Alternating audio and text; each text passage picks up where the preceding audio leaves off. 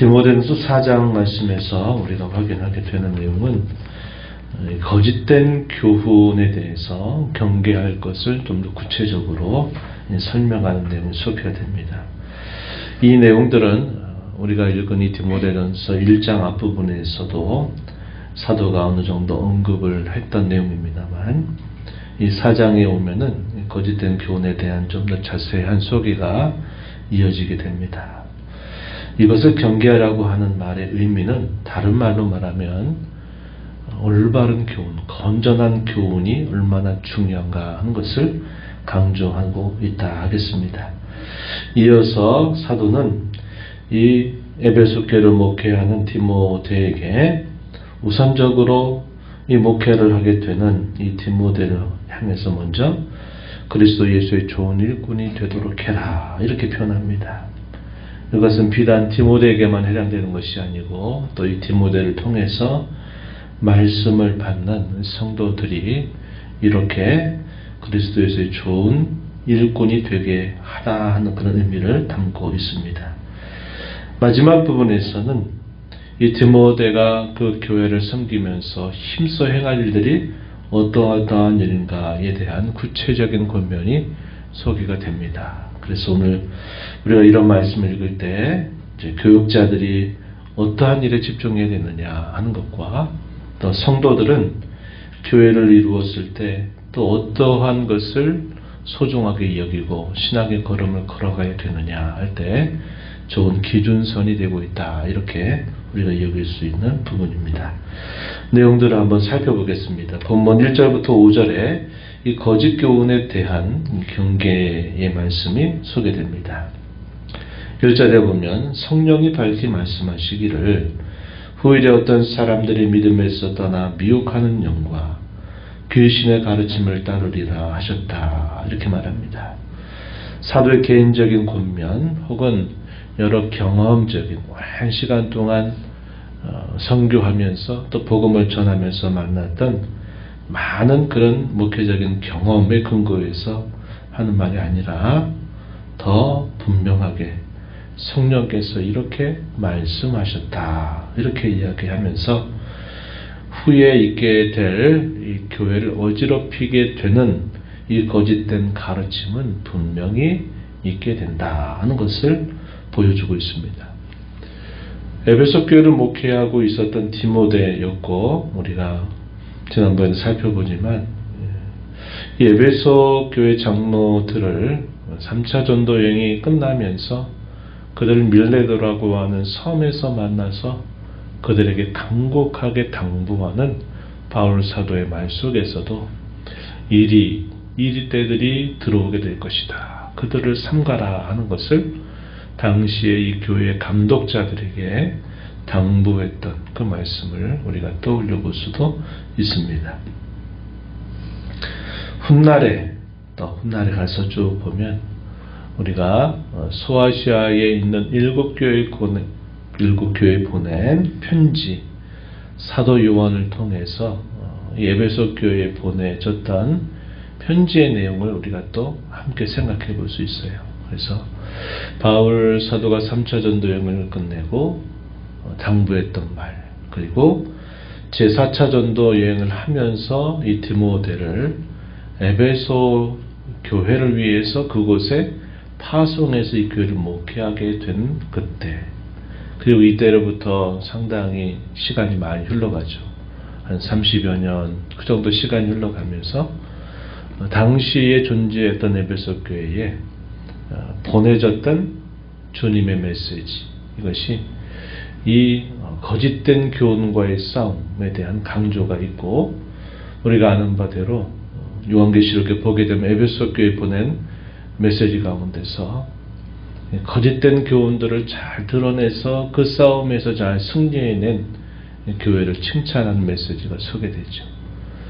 그러나 한편으로 이러한 일들을 하다 보니까 에베소 교회 성도들이 처음 사랑을 잊어버린 모습이 있었다 하는 사실을 말하면서 이 처음 사랑을 회복해라 하는 메시지가 주약 1세기 말엽에 또 소개되고 있다 하는 겁니다. 그래서 그런 맥락들을 우리가 짚어보면서 또 에베소 교회를 생각해 볼 수 있고, 그런 가운데서 이 에베소 교회를 목회했던 디모데에게 당부하는 그런 메시지가 오늘 본문 속에 소개되고 있다 하는 겁니다.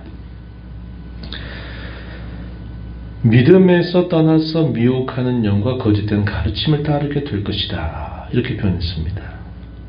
그러한 내용들에 관해서 계속 설명을 들어보면 자기 양심이 화인을 맞아서 외식함으로 거짓말하는 자들이다. 그들의 정체에 대해서 이렇게 말합니다. 양심이 화인 맞은 사람들, 외식함으로 거짓말하는 자들, 위선자들로 거짓말하는 자들이다. 이렇게 정체를 밝힙니다. 그들이 주는 메시지에는 이런 내용들이 있다는 사실을 이야기해 줍니다. 3절, 혼인을 금하고 어떤 음식들은 먹지 말라고 할 것이다, 이렇게 말합니다. 혼인과 음식을 먹지 말라. 이것은 당시 이렇게 많이 퍼져 있었던 당시의 철학들의 사상, 이런 것들이 영향을 미쳤다고 볼 수 있겠습니다.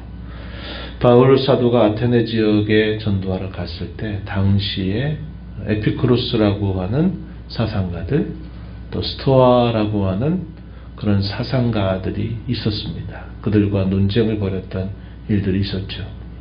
이 에피쿠로스 학파 사람들은 사람의 인생 가장 중요한 목적은 행복이다 하는 겁니다. 행복. 스토아 사람들도 역시 행복한 게 중요하다, 이렇게 말하죠. 그런데 그 방법론에 있어서는 서로 반대되는 주장을 했었던 겁니다. 에피쿠로스 학파 사람들은 어떻게든지 즐겁게 살아라, 쾌락을 따라서 살아라, 그러면서 행복하게 살아라, 이런 면들을 강조했다면, 이 스토아 사람들은 뭐라고 말하냐면 사람은 자기 욕망을 절제하고 금욕하는 것으로부터 참된 행복을 이룰 수 있다, 이렇게 주장했습니다. 그래서 오늘 본문에 보면 혼인을 하지 말아라, 이것 자체를 부정적으로 보는 거죠. 성에 대해서 부정적으로 보는 그런 시각, 음식 자체도 어떤 것은 먹지 말아라, 이렇게 말하는 것은 역시 또 이것도 금욕적인 그런 자세를 보여주고 있다는 겁니다. 그럼 뭐라고 말합니까? 음식물은 하나님이 지으신 바여서 믿는 사람들이, 또 진리를 아는 사람들이 감사함으로 받으면 된다는 겁니다. 하나님께서 지으신 모든 것이 선하기 때문에 감사함으로 받으면 버릴 것이 없다, 이렇게 말하고, 5절에 보면 하나님의 말씀과 기도로 거룩하여진다, 이렇게 표현합니다. 이 말씀과 기도는 일종의 하나의 구별선이다, 이렇게 보실 수 있어요. 어떠한 가르침이나 어떤 잘못된 것들이 있을 때 그것을 어떻게 옳고 그른지를 구별할까 할 때 하나님의 말씀과 기도라고 하는 이 기준선을 따라서 그것을 구별할 수 있다, 혹은 분별할 수 있다, 이렇게 말할 수 있겠습니다. 혼인에 관해서는 특별한 언급이 없지만 이 혼인에 관해서는 바울 사도가 쓴 여러 서신 속에서 우리가 확인할 수 있습니다. 이 혼인의 소극적인 목적은 음행을 피하기 위해서 혼인하도록 권하는 내용들이 소개가 됩니다. 고린도전서 7장 1절과 2절에 이러한 내용들이 소개가 돼요. 성에 대한 문란, 이 성의 관계에 대한 많은 타락, 범죄들이 있기 때문에 결혼이라고 하는 것, 혼인이라고 하는 것은 이런 음행을 피하도록 하나님께서 주신 정당한 그런 수단이 된다 한 겁니다. 그러나 이것은 적극적인 목적이 아니라 소극적인 목적이고, 적극적인 목적은 뭘까요? 하나님께서 천지를 창조하시고 남자와 여자를 창조하시면서 생육하고 번성해라 하셨던 말씀이 있죠. 그것은 하나님을 섬기는 백성들, 그 백성들이 경건한 후손들을 계속 낳아서 대대손손 하나님을 섬기게 하기 위한 하나님의 뜻이었다고 하는 겁니다. 그래서 결혼의 적극적인 목적은 하나님의 뜻을 이루기 위해서, 하나님의 나라를 이루기 위해서 경건한 후손들이 계속 하나님을 대대손손 섬기게 하기 위한 중요한 목적이 있다 하는 겁니다. 오늘날 우리가 나이가 돼서 결혼해야 된다 하는 생각이나 또 사람들이 결혼을 하려고 하는 여러 많은 생각 속에 심지어 믿는 신자들의 자녀 또 믿음을 가지고 있는 이런 정년기에 있는 형제나 자매들도 이런 목적에 대한 별 생각이 없어요. 결혼을 해야 되나 말아야 되나 나이는 지나가고 하다 보니까 이런 일들에 대해서 내가 왜 결혼을 해야 되는지에 대한 목적이 굉장히 많이 약해졌습니다. 그러다 보니까 우리 한국 사회가 이런 인구절벽의 위기를 또 맞게 되는 또 하나의 요인이 되기도 하는 것 같아요. 그래서 이런 결혼에 대한 소극적인 목적, 적극적인 목적이 분명히 있기 때문에 이 결혼을 하지 말아라 하는 것은 잘못된 가르침이다 하는 것을 우리가 알 수 있겠습니다. 이어서 바울 사도는 우선적으로는 디모데를 향해서 그리고 또 디모데를 통해서 말씀을 받고 양육받는 모든 성도들이 그리스도 예수의 좋은 일꾼이 될 것을 그들에게 당부하게 됩니다. 뭐라고 말할까요? 7절 말씀으로 가서 보면 먼저 6절 하반절에 이렇게 말합니다. 믿음의 말씀과 내가 따르는 좋은 교훈으로 양육을 받으리라. 그리스도 예수의 좋은 일꾼이 되기 위해서는 말씀과 좋은 교훈으로 양육을 받게 해야 된다. 이렇게 말했고 7절에 망령되고 탄한 신화를 버리고 경건에 이르도록 내 자신을 연단하라. 이렇게 말합니다. 신화라고 하는 것은 우리가 앞에서 끝없는 이런 신화 또 끝없는 족보 이야기에 빠져있던 것에 대해서 경계했던 말씀을 우리가 떠올려 볼 수 있습니다. 1장에서 그런 얘기했죠. 당시에 로마 사회를 살고 있는 대다수의 사람들은 로마 신화라고 알려져 있는 많은 신들을 섬겼어요. 그래서 반은 사람 같고 반은 신 같고 해서 반신반의 나는 그런 신들을 섬기면서 거기에 모든 인간적인 욕망들이 그 신들 사이에 그대로 반영되고 있는 것을 우리가 알게 됩니다. 그런 신화들을 버리라는 겁니다. 사실에 근거하지 않는 사람의 상상에 의해서 만들어낸 그런 신들 이런 관계된 이야기들을 버리고 오직 경건에 이르도록 너 자신을 연단해라, 훈련해라, 연습해라 이렇게 표현했습니다. 경건이란 말 어제 주일날에도 소개했지만 올바른 믿음에 근거한 삶이다 이렇게 이해를 하시면 좋겠다. 제가 여러분들에게 소개했습니다. 경건에 이르도록 너 자신을 끊임없이 훈련하도록 해라. 그러면서 그 이유에 관하여 8절에 육체의 연습과 훈련 이것은 약간의 유익이 있다 이렇게 말합니다. 그에 반하여 경건은 범사에 유익하다. 그것은 이 땅에 살아가는 삶에서 뿐만 아니라 내세의 삶에 있어서도 약속이 있는 것이다 라고 그 이유를 제시해주고 있습니다. 우리 육체를 잘 단련하고 연단하고 건강을 잘 살피는 것 우리가 이 땅에 살면서 참 중요하게 여기는 유익이 있죠.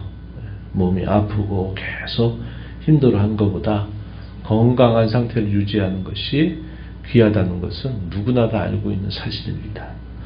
그러나 그것의 유익은 이 땅에 있는 동안에 유익이 있는 반면에 경건에 대한 훈련은 이 땅에서 뿐만 아니라 영원한 삶에 있어서도 약속이 있어서 범사에 유익하다 이렇게 말하면서 이러한 일을 힘쓰라고 말하는 겁니다.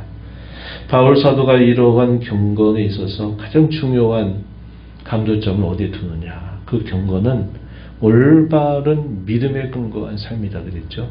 올바른 믿음은 어디에 기초하느냐. 올바른 교훈 혹은 건전한 가르침, 교훈에 근거해야만 된다 하는 겁니다. 그래서 이 디모데 전서에서 경건이란 말도 여러 차례 반복이 되지만 또 그보다 더 근본적으로는 올바른 교훈, 성경의 진리를 잘 가르치는 바른 교훈에 기초해야 된다는 사실을 대단히 강조하고 있다는 겁니다. 그래서 바울 사도는 디모데에게 그리스도 예수의 좋은 일꾼이 되기 위해서 경건에 이르도록 끊임없이 너 자신을 훈련해야 될 것이고, 그 경건에 있어서 중요한 기초는 올바르고 건전한 가르침 혹은 교훈에 있다는 사실을 말해줍니다. 그래서 그 다음에 11절부터 쭉 이어지는 말씀에서는 이러한 건전한 교훈들을 바탕으로 성도들에게 어떻게 해라? 명하고 가르쳐라. 11절에 또 12절에서는 내 연수함을 없이 여기지 못하게 하고 말과 행실과 사랑과 믿음과 정절에 있어서 믿는 자에게 본이 되도록 해라. 이렇게 권면했습니다. 또 13절에 보면 읽는 것과 권하는 것과 가르치는 것에 내가 전념하도록 해라. 여기서 읽는다라는 말의 의미는 개인적인 성경 읽기를 뜻하는 표현이 아니라 공적으로 교회가 하나님의 말씀을 공적으로 읽는 것을 말합니다. 바로 이것에 근거해서 아침마다 8시에 여러분들에게 나눠 보내드리는 이 말씀 문자의 공동체 성경 읽기라고 하는 것이 바로 이 구절에 근거해서 공적으로 성경을 읽는 것이 중요하다. 우리가 오늘날 예배 가운데서 교동문이라고 하는 게 있죠. 교동문. 같이 번갈아 가면서 읽는 것을 하고 있습니다만 공적인 성경 읽기가 중요하다는 겁니다. 이 일들을 계속해라. 권해라, 가르쳐라. 이렇게 말했고, 그가 안수를 받으면서 받았던 특별한 은사를 잘 사용해서 너의 모든 일에 전심전력해서 성숙함을 이루도록 해라. 이렇게 권면하고, 너 자신을 잘 살피고 가르침을 살펴서 이 일을 계속하는 것이 중요하다. 이렇게 주님의 교회가 세워져야 된다 하는 사실을 디모데에게 가르쳐 줍니다. 이런 말씀을 받는 성도들은 교회에 있어서 가장 중요한 게 무엇인가 하는 것을 우리 이걸 통해서 배워야만 된다 하는 겁니다. 주님의 교회는 무엇보다도 이런 올바른 가르침에 근거해서 그런 가르침을 사모하고 듣고 따르고 순종하고 실천하는 그 일에 마음을 기울이면서 신앙의 걸음을 걸어가야 된다는 것을 가르쳐 주고 있는 것이죠. 이런 모든 일의 결과와 보람이 어디에 있을까요? 마지막 절입니다. 16절에 보면 뭐라고 말합니까? 16절에 보면 이것을 행함으로 내 자신과 내게 듣는 자를 뭐하리라? 구원하리라 한 겁니다. 이렇게 잘 이 역할들을 감당할 때 기대하고 우리가 보람을 얻을 수 있는 그 결과는 구원을 이룬 것이다 하는 겁니다. 구원을 받게 한다 하는 사실이죠.